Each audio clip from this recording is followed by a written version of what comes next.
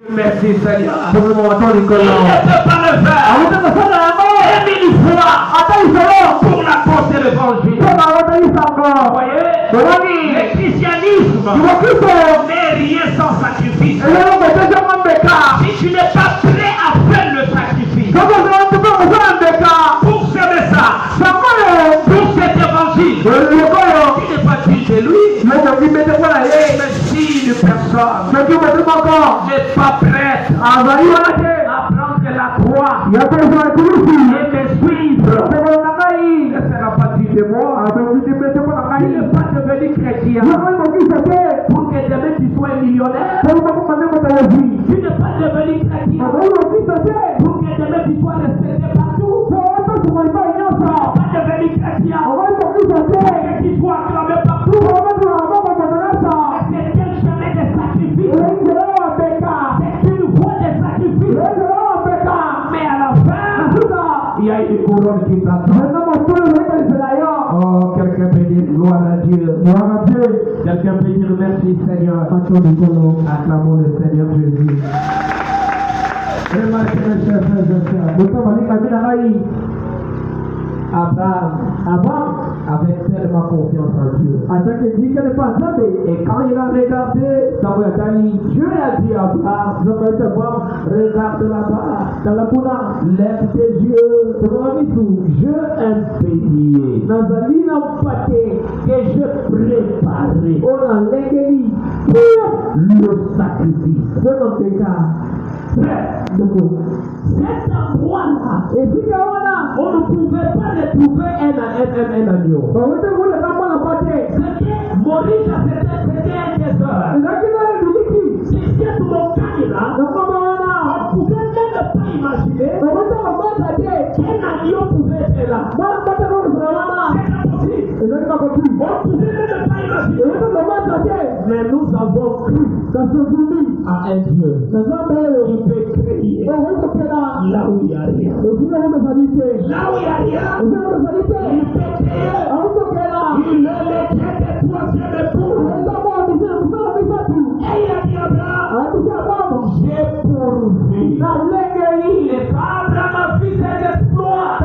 Il a dit désormais sur la montagne de Morisha, Seigneur, un nom sera gravé. Et les gens vont jurer. L'Éternel a pourvu un sacrifice. Je me sens comme s'il faut sauter. Je me sens comme s'il faut crier. Qui est capable de créer là où il y a rien? Il est capable de prendre quelqu'un qui n'a pas étudié et de faire de lui un directeur. Je te dis la vérité. Il peut prendre un directeur et faire de lui le chef de l'État. C'est ça le Dieu de William Branham. Il peut prendre une personne là où il n'y a pas une mère et créer une mère. Il peut prendre une femme qui n'a pas de trompe et créer de nouveaux trompes et lui donner un enfant. Les gens vont gérer. L'Éternel qui pourvoit au sacrifice. Oh, acclamons très fort le roi des rois. C'était l'expérience. Ce n'était pas des imaginations. Ce n'était pas la répétition des citations. C'était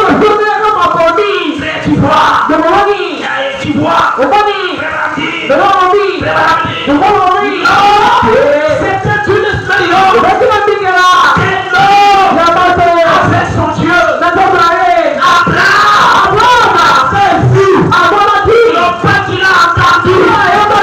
C'est ses propres yeux. Il a vu un bélier. L'agneau était là. Le bélier était là. À la place de son fils. qui est bélier. Pourquoi Abraham l'a appelé sauvage? Oh, je le sens bien frère. Il a été sauvage là-bas. Et il est encore sauvage, il est ici. Écoutez mes chers frères et sœurs. Je vais aller un peu rapidement pour essayer d'arriver à conclure. Il a été appelé sauvage. C'était l'expérience d'Abraham avec son Dieu. Et il a été appelé Jobarapha. Qui l'a appelé Jobarapha? Cette fois-là, c'était pas Abraham. Mais c'était une expérience d'un peuple avec son Dieu. Pouvons lire ça dans Exode chapitre 15, verset 26. Il a été appelé Jobarapha. Il a dit, je suis l'Éternel qui te guérit. Jéhovah Jireh, l'Éternel qui pourvoit au sacrifice. Jéhovah, l'Éternel qui te guérit avec toutes tes maladies. Et c'est comme ça qu'il s'est présenté avec les enfants d'Israël. Exode 15, 26.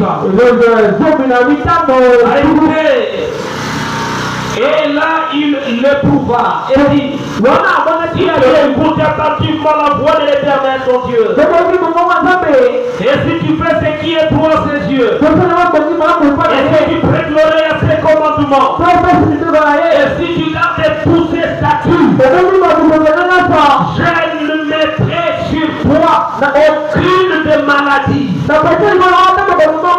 que je mise sur l'Égypte.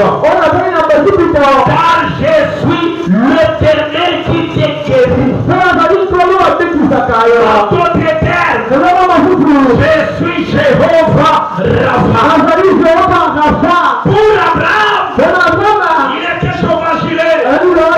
Parce qu'il avait pour lui un sacrifice. Parce qu'Abraham, la vie est bélier. Et pour les peuples d'Israël, il était Jéhovah Rapha. Oh, ils sont sortis de l'Égypte. Remarquez ce qui s'est passé. C'était à l'Égypte.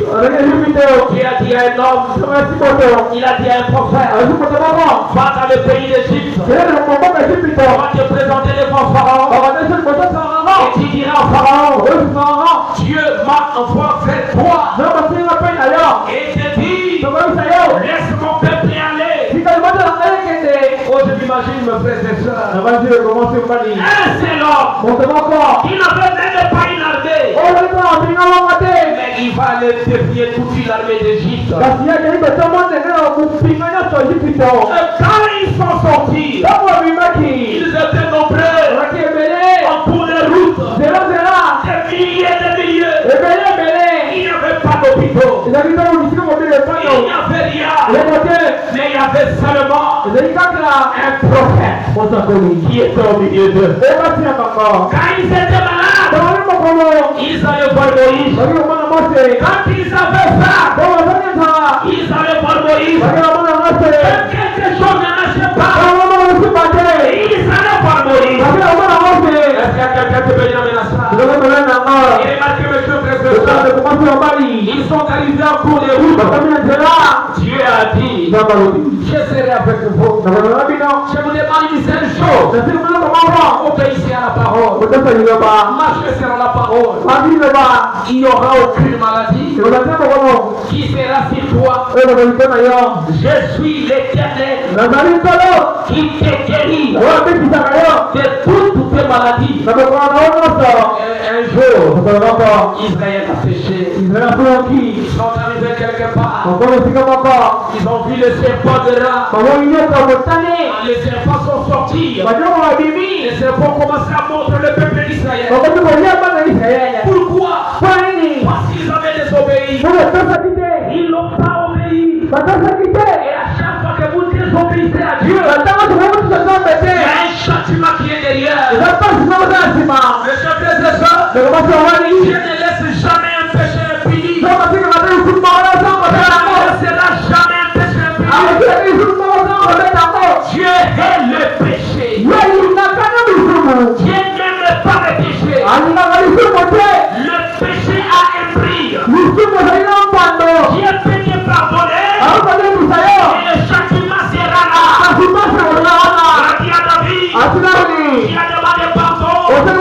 mais ton fils mourra. Pourquoi ça? Aucun péché ne restera impuni. Pourquoi il faut marcher dans la voiture? Pourquoi il faut aimer Dieu? Pourquoi il faut être loin du péché? Et jamais marcher dans le péché. Dieu n'est pas un grand-père. Pour qu'à chaque fois on commet une chose, Dieu pardonne-moi. Dieu pardonne-moi. Il est riche en miséricorde. Il va te pardonner. Et le châtiment sera toujours là. Aucun péché ne restera impuni. Et Israël, à chaque fois qu'il péchait, Dieu envoyait une plaie sur eux. Il envoyait une plaie sur eux. Une punition. Il devrait payer pour payer cette désobéissance. Et ils sont arrivés là. Ils ont commencé à pleurer. Ils étaient dans la vallée. Les serpents ont commencé à sortir. Alors, c'est au moment où tu es faible que le diable est trop venu pas.